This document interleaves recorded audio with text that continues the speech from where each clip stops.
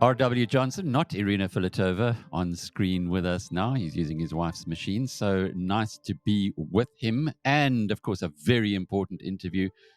Election 2024. Shock for many people. Not so much for Mr. Johnson. We'll find out why. R.W. Johnson is a political scientist, author, and BizNews' most popular columnist. Bill, lovely to have you on the program. Just a couple of days after all the election results are through, I say no big surprise, because at the BizNews conference, you let it out the bag that the MK were polling incredibly high, close to 50% in KwaZulu-Natal, and that the ANC had gone down into early double figures. It sounded almost too big a change to believe, but here we have it. Here we have the actual numbers. It appears as though your polling that you were doing for eNCA was very close to the final result.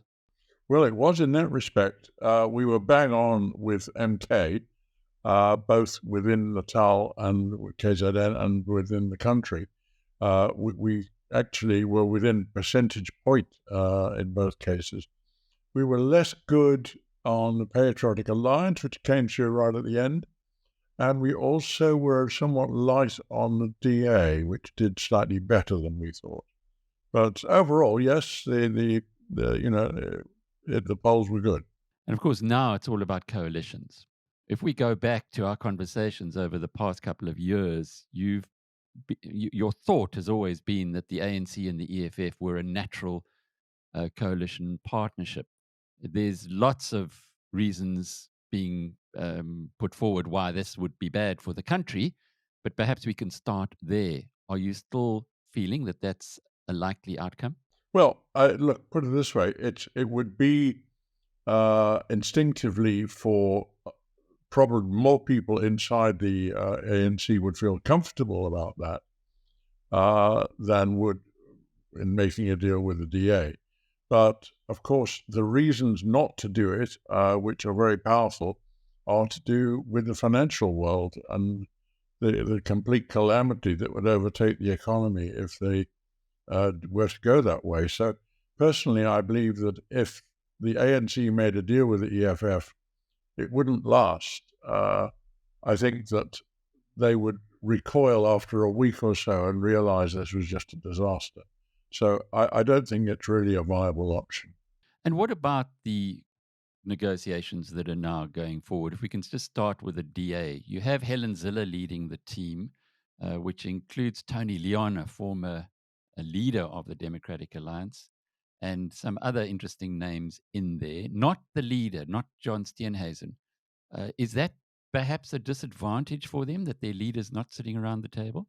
Well, no, because I would be surprised if Ramaphosa were going to be sitting around the table either.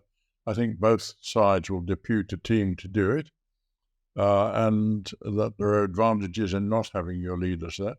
But that's almost a detail, and it's also very early days.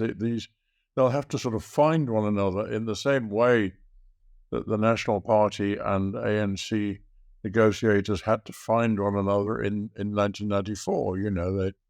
They hadn't spoken before in that sort of way. And it's a whole new political world that they're now in. How so? How is it a whole new world? Why is it a whole new world? Well, because the ANC's authority has gone. They are unlikely to get it back. And they've got to adjust to a world in which they're just one other party and in which they have had a humiliating rebuff from the electorate. So, I think that is a very different scenario than the one they've been living in. And of course, it's not a comfortable transition. You could see that in the way that Gwede Mantashe was behaving and shouting and carrying on and saying it was all the fault of journalists that this had happened, that they had convinced people they needed a change and so on. This is just ludicrous adolescent stuff. But he'll get over it. People will. So help us through here, Bill. The nation is very confused. We've had a 30-year rule by the ANC, the uh, thesis that Franz Cronje gave us on Friday is that it's binary. Either the ANC has a coalition with the DA in some form, which will catapult the country forward, or it goes into what he called the Chernobyl option, the nuclear option. Is he exaggerating it? No, I think as broadly speaking, I mean, you know, that Chernobyl is just a dramatic way of putting it, but certainly if you do a deal with the populists who are also, keen to get their hand in the till, then you'll be back in the worst possible situation you could be, and the whole thing will run away from you, and there's no happy ending down that road. Whereas the deal with the DA would be a very, very different and much more serious thing about running the country. So, sure, no, I would agree with France on that scenario, really. When we go back to the KwaZulu-Natal provincial outcome, it is where you were raised in the province. You know it well. Are you able to give us some insight into how that might all unfold, given that between the IFP, the DA, and their potential partner, the ANC, they still don't have 50%. And of course, on the other hand, Zuma's MK doesn't have 50% either. Well, I would expect MK to make a deal with the IFP. That would seem to me the natural, normal thing to happen, partly because MK took quite a strong line about, Zulu patriarchal authority and the rights of traditional leaders and the king and so forth, all of which goes down perfectly well with the IFP. And the IFP were the second party.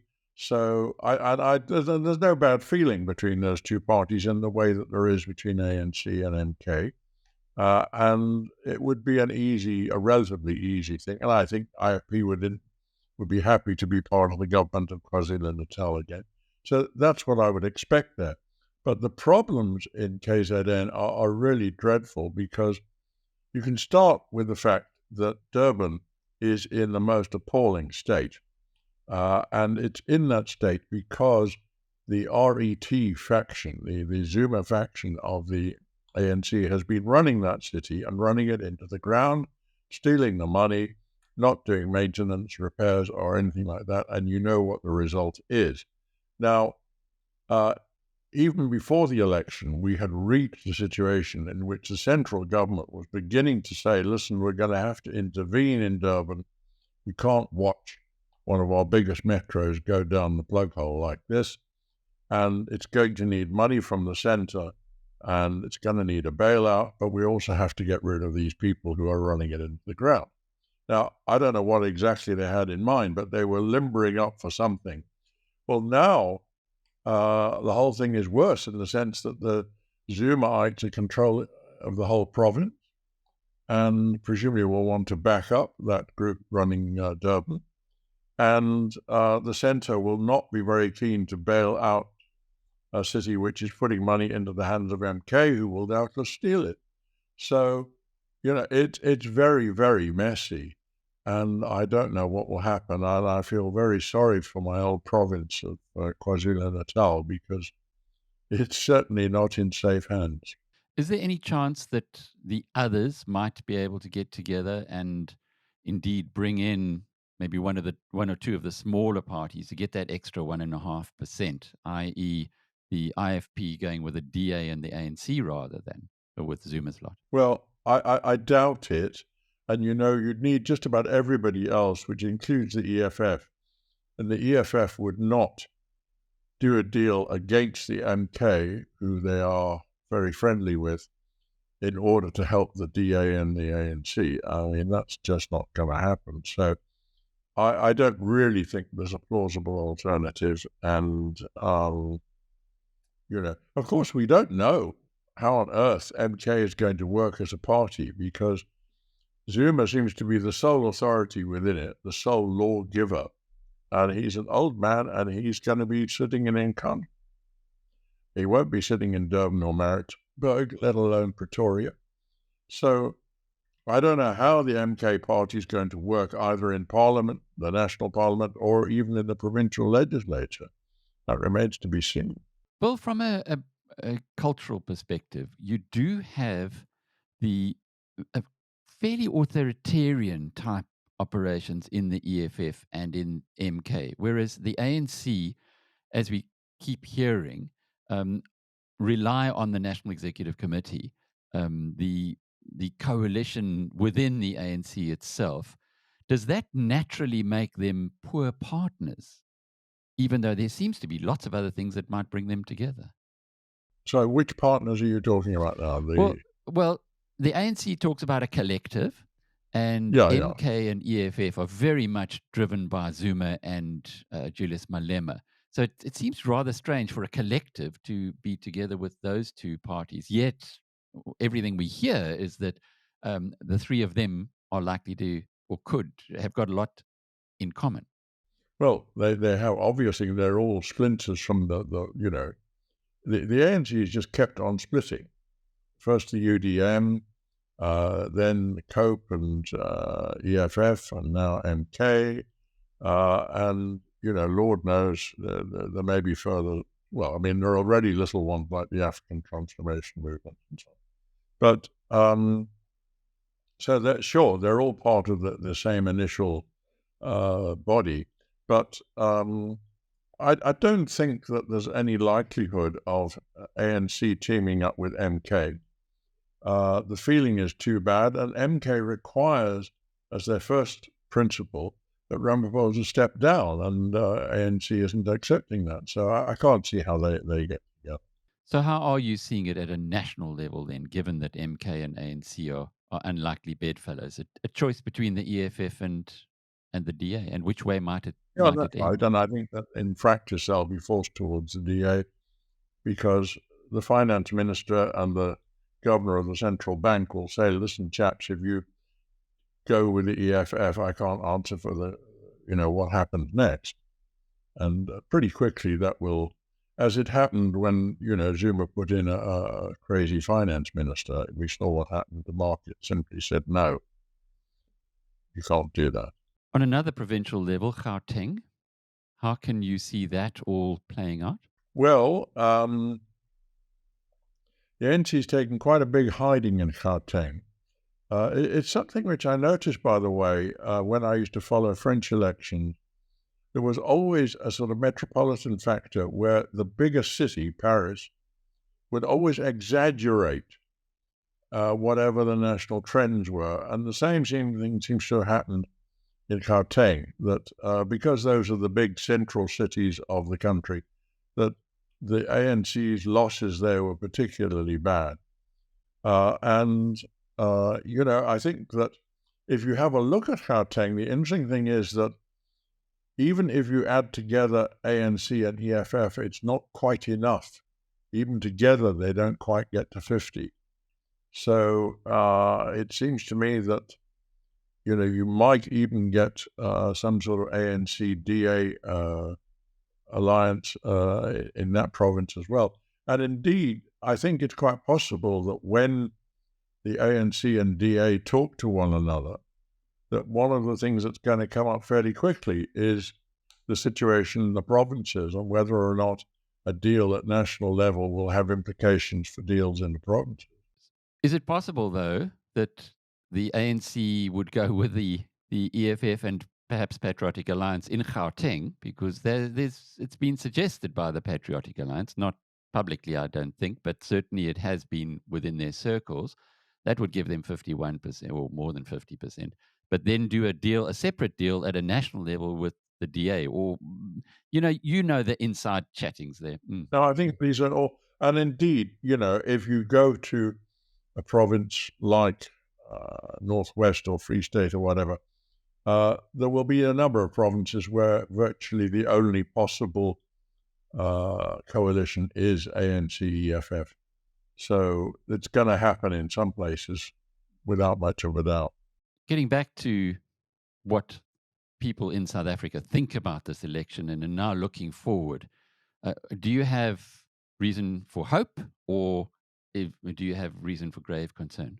No, I think that it is quite hopeful that, I think that there's a chance of serious reforms, more so than was happening under Ramaphosa alone, and that things really could improve. And I think Franz Cornier is right about that. I think he was being too optimistic about an ANC DA deal. I don't think that it would automatically lead to a huge improvement in the way that he was talking about. I think it would take time. I think the country and business and everyone would have to get used to the new deal and see how well it was working. But I do agree that in principle, that would, what I think will be interesting is that if they do make a deal, then, part of that is bound to be that the DA will say, look, we cannot have the corruption on the scale that it's been going on continuing. We cannot be part of a government which is as corrupt as it's been.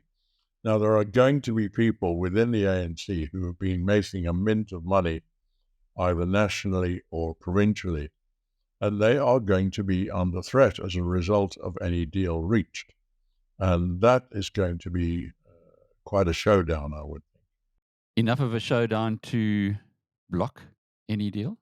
No, I'm not saying it'll block the deal, though I think that they're probably within the ANC, people of that sort will try to oppose the deal. They know that they would be much more comfortable with the EFF, who are themselves perfectly willing to put their hands in the till.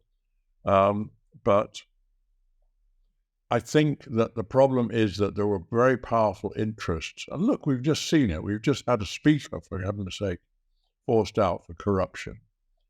Someone who had to be above it, in principle. So it goes really deep within the ANC, and it'll include cabinet ministers, and it'll include provincial premiers, and it'll include all sorts of high-ups. So there'll be powerful people within the ANC who very much don't want things to change from the way they've been, and who will feel threatened by a deal with the DA, and who will oppose it. So that's going to be one of the problems that has to be faced. We've also seen that the MK has been pretty well funded. Now, we've had these conversations in the past that their regalia includes Putin as alongside Jacob Zuma. How real is that influence by the Russians, and indeed, would it ever be able to be exposed if it is real? Well, it's not hidden. I mean, when you've got people wearing T-shirts with Putin on them, it's hardly being hidden. But they're not telling us. It's really up to the media to go to them and say, look, please tell us more. You're obviously very friendly with the Russians. You're getting money from them. We can see that. But please let us know. What's the situation? Unless they're willing to be more open, we're not going to know. But I suspect that all their deals are done with Zuma himself. So it may not be the case that other people in the party know too much. I have no idea. And you did mention earlier that Zuma is getting on. If he were to pass or get sick, would that be the end of MK, or would it be a family dynasty with daughters and sons taking the lead? Well, I'm sure there would be family dynasty attempts to take over, though neither the daughter or the son that we've seen most of have seen very promising material for that. We don't know. It's a huge question mark as to whether or not MK can continue, and if it doesn't, at the moment it looks like it's too dependent on an old man who can't last forever, and we simply don't know. But what would happen if he goes either into retirement or ill health or dies or whatever? We can only guess at this point. I would be dubious whether the party could neatly collapse back into the ANC. I think that the feeling against the government there is very strong. And I think it would find other outlets, but we don't know. We can only guess at this point. Just to close off with, there are 2 points I'd love you to elaborate on from your columns, the one that we published over the weekend and the one that we published today. The first one, the Zulu tribal solidarity, which we've now seen coming through in KwaZulu-Natal and anti the ANC as a consequence of that. Can you just elaborate on that? Because Frans Cronje was saying that you've been talking about this for many years, but the popular way of approaching it is that tribalism does actually not exist, or it is not a factor. No, well, I think, the fact we've got into a silly situation with this issue, because up until the formation of the ANC, I mean, when the ANC was formed, the whole idea was that up until then, each tribal faction had its own leadership and had talked separately to the government. And there was a feeling we must stop that. It's divide and rule. We've got to be more united. So the ANC found it in its early years very difficult to overcome those ethnic differences. And if you speak to anyone who's been a member of the ANC over time, they will always say, yes, there were often difficulties of an ethnic kind, but those issues never fully went away. And I think that, and grievances too. I mean, you always heard Zulus saying that the Xhosas got most of the scholarships and most of the perks when they were in exile. And I think in return, there was a tendency for the SACP to become a more Zulu organization. It was like a redoubt for them because they didn't feel that they had got their fair share of jobs within the ANC. And I think, it's only natural. We can look at the rest of Africa and we can see how ethnic politics is terribly important, usually quite decisive in Kenya, Uganda, etc. And that it's hardly surprising that it still exists in South Africa. But because the National Party government under apartheid tried to build the alternative homeland system on tribal differences, this created a particular revulsion against it and an attempt to insist that tribal differences only existed because the nationalists were trying to encourage them, which I think is silly. They were there anyway. But so I think that, this is just a natural thing. It's nothing to be too shocked or horrified by. It's always been there. It will gradually fade, but probably take generations to do so, as in the rest of Africa. And, it just so happens that Zulus are the biggest group. They're the most cohesive group. They've got central institutions like the Zulu monarchy, and they've got a very proud sense of their own history. And, I think that all of that gives them a solidarity and a cohesion which other groups simply don't have. And would that lead, the second question, to greater devolution of power after the results of this election into the provinces? Well, I think that's a very good point, because there is a sense in which KZN is declaring UDI. I mean, if you look at the sentiments being expressed even by MK voters, I mean, there was total angry rejection of Ramaphosa and the centre. And now they've elected a party which is absolutely hostile to Ramaphosa and to the centre. And it's difficult to know how that's going to work. But I certainly think that MK and its allies in KwaZulu-Natal are going to insist that they run that province and without being told what to do by the centre. And in practice, they will be much more independent than we've seen from any province hitherto. R.W. Johnson, and I'm Alec Hogg from BizNews.com.